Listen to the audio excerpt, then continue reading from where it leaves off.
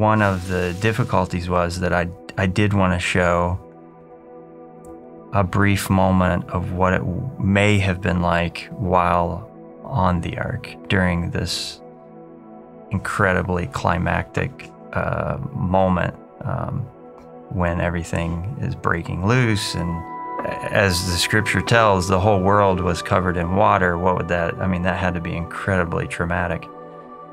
So, you know, we talked a lot about how we could do that. You know, the Ark encounter was a possibility using, you know, portions of that for our set. But the problem was it doesn't move, it's stationary. And I didn't really know how to make that feel like you're immersed in the scene and in the moment.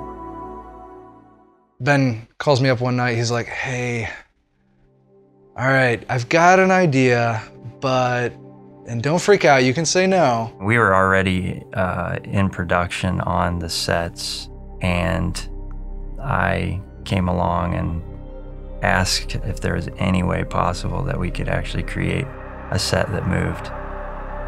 And so he explained to me that he wanted to see if we could actually make a interior space of the Ark and pivot it on a fulcrum.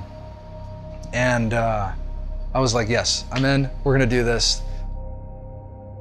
The original concept was a much smaller sort of set that just was like 3 walls, and I would shoot it pretty tight, but he really ran with that idea, and they created a rather elaborate large set. We spent a while scratching our heads on how we were gonna get this thing to move.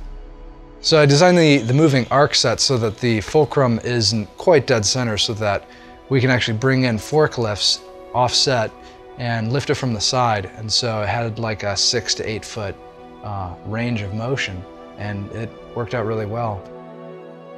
Though it was quite difficult for the art department, I think it really made a huge difference in immersing an audience in the experience of that scene.